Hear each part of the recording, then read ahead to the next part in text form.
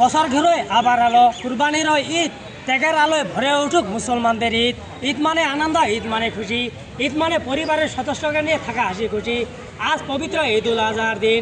এই দিনটিকে হজরত ইব্রাহিম আলাইহিস সালামকে তার পুত্রকে জবাই করার মাধ্যমে, সেখানে তার পরিবর্তে দুম্বা জবাই করার মাধ্যমে এই দিনটি মুসলমানদের জীবনে সম্পৃক্ত হয়েছে।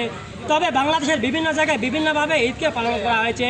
ঠিক বাংলাদেশে ফিলিস্তিন এবং ইরান ও লেবাননের নির্যাতিত নিপীড়িত মানুষের ধ্বংসস্তূপের মধ্যে নামাজ পড়াকে কেন্দ্র করে তারা এখানে খোলা মাঠে এসে নামাজ আদায় করতে পেরে কতটা খুশি এবং নিজেকে কতটা ধন্য মনে করে, এই নিয়ে কথা বলবো একজন জাগিরজোদে মুসলিম সাথে। চলুন কথা বলি।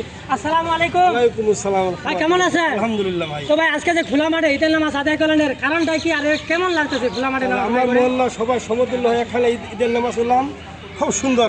আলহামদুলিল্লাহ নামাজ সব সুন্দর হয়েছে আল্লাহ দিলে। এবারে কথা বলবো জাগিরজোদে নামাজ পড়তে আসা আরেকজন মুসল্লির সাথে। তিনি ছোট বড় থেকে শুরু করে সমস্ত মানুষের সাথে একত্রে এরকম ঈদুল আজহা নামাজ পড়তে পেরে জীবনে কতটা ধন্য, এই নিয়ে কথা বলবো। আসসালামু আলাইকুম। ওয়ালাইকুম আসসালাম ওয়া রাহমাতুল্লাহ। কেমন আছেন? আলহামদুলিল্লাহ। আল্লাহ তো আজকে যে ঈদুল আজহার নামাজ সমস্ত মানুষকে একসাথে নিয়ে এরকম ঈদগাহ মাঠে জাগিরজোদে জামে মসজিদে আদায় করলেন, এতে আপনি কতটা সন্তুষ্ট? আমি খুবই আনন্দিত। এরকম আনন্দিত আমি এর আগে হইনি। আল্লাহ পাক এই মনে করেন আকাশ ভালো, আমরা একত্রিত হয়ে সবাই যে নামাজ পড়তে পেরেছি, আমরা খুবই আনন্দিত।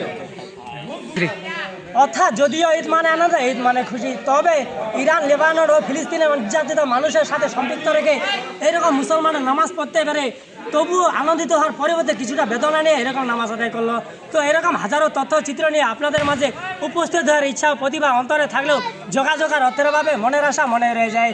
সব খবর সবার আগে সব জায়গায় পৌঁছে দিতে আমি হাজির থাকি ঘরোয়া সাংবাদিক মোহাম্মদ আলমগীর কবির, মহানন্দা নিউজ, জাগিরজোদ জামে মসজিদ, জাগিরজোদ।